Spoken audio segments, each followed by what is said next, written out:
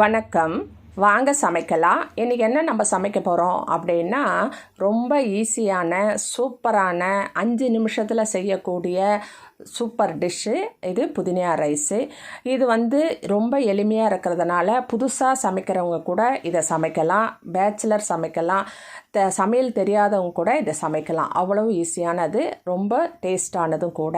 இது எப்படி செய்யணும் அப்படின்னா, முதல்ல ஒரு கட்டு புதினா வாங்கி அதை நல்லா சுத்தப்படுத்தி கழுவி வச்சுக்கோங்க. இலைங்களை மட்டும் பறித்து, அதுக்கப்புறம் ஒரு வாணலி வச்சு நல்லா ஒரு 4 ஸ்பூன் எண்ணெய் விட்டுக்கோங்க.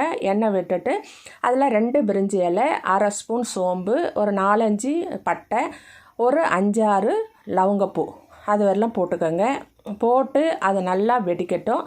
அது வெடித்த உடனே ஒரு 10 பல் முந்திரி. இது உங்களுக்கு விருப்பம் இருக்கிறவங்க சேர்த்துக்கோங்க, இல்லாதவங்க விட்டுருங்க. ஆனால் போட்டால் ரொம்ப நல்லாயிருக்கும். ஒரு 10 பல் முந்திரி போட்டுக்கோங்க.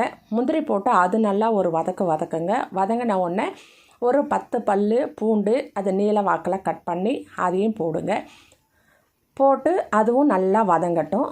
அது நல்லா வதங்கும் பொழுது நீங்கள் பச்சை மிளகாய் ஒரு 4 அதை 2 கட் பண்ணி அதையும் போட்டு வதக்குங்க. வதக்கிட்டு 1 கப்பு வெங்காயம் நீல வாக்கில் அரிஞ்சிக்குங்க. அரிஞ்சு அதையும் போட்டு நல்லா வதக்குங்க. ஒரு பெரிய சைஸ் வெங்காயம் அதை போட்டு நல்லா வதக்குங்க.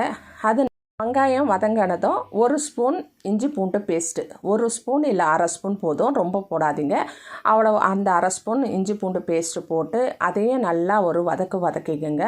அது நல்லா வதங்கி வரும் பொழுது தக்காளி ஒரு அரை கப்பு இருக்கும், அந்த தக்காளியை போட்டு அதையும் நல்லா வதக்கிக்கோங்க. அது நல்லா வதக்கி நல்லா எண்ணெய் பிரிஞ்சு வரும் வரை அதை நல்லா வதக்குங்க. நல்லா வதக்கி வரும்பொழுது கொஞ்சம் கருவேப்பிலை, கொத்தமல்லி அதையும் போட்டு கூடவே ஒரு வதக்கிக்குங்க. வதக்கிட்டு அதற்கு தேவையான அளவு நீங்கள் மசாலா எல்லாம் போடணும். ஒரு ஸ்பூன் உப்பு போட்டுக்கோங்க. சாதத்துக்கும் சேர்த்து நான் 1 கிளாஸ் ரைஸ் அதில் போட போகிறேன். அதனால் ஒரு ஸ்பூன் போட்டுக்கினேன். ஒரு 1/4 ஸ்பூன் மஞ்சள் பொடி, ஒரு 1/2 ஸ்பூன் மிளகாய் பொடி, ரொம்ப கம்மியாக போட்டுக்கோங்க. ஏன்னா மிளகா வேறு போட்டிருக்கோம், அதனால் மிளகாய்த்தூள் கம்மியாக போட்டுக்கோங்க. போட்டு வெறும் மிளகாய்த்தூள் தான் போட்டு அதையும் நல்லா ஒரு வதக்கி நல்லா எண்ணெய் பிரியட்டும். பிரிஞ்ச பிறகு ஒரு பெரிய கப்பில் புதினா இலையை நல்லா கழுவி கட் பண்ணிக்கோங்க. நல்லா கொஞ்சம் கத்தியால் கொஞ்சம் சின்ன சைஸாக கட் பண்ணிக்கோங்க. அந்த மாதிரி துருவாக அரிஞ்சு போட்டால் நல்லாயிருக்கும். அந்த மாதிரி கட் பண்ணி சைஸாக போட்டுக்கோங்க. போட்டு அதையும் நல்லா அந்த எண்ணெயிலேயே வதங்கணும். இதுக்கு தண்ணி விடக்கூடாது. இதில் வதங்கிறதுலையே இது நல்லா தண்ணி விடும். ஒரு 2-3 சொட்டு அதை வச்சே அதிலையே வதங்கணும். மூடி போட்டு ஒரு 2 நிமிஷம் சிம்மிலே இருக்கட்டும். நல்லா அந்த எண்ணெய் நல்லா வடிஞ்சிடும். அதுக்கப்புறம் 1 ஸ்பூன் நெய் போட்டுக்கோங்க. நெய் போட்டு அதுவும் நல்லா வதக்கிக்குங்க. நல்லா வதக்கிட்டு நல்லா 1 கப்பு ரைஸ் நீங்கள் எவ்வளோ எடுத்துக்கிறீங்களோ அந்த மாதிரி ரைஸை வெடிச்சுக்கோங்க. இது பாசுமதி ரைஸும் போடலாம், அது இல்லை அப்படின்னா சாதா ரைஸும் போடலாம், அது உங்கள் விருப்பம்தான். அந்த மாதிரி அரிசி நான் இப்போது நான் சமையல் பண்ணுற சாப்பாடு அரிசி தான் போட்டிருக்கேன்.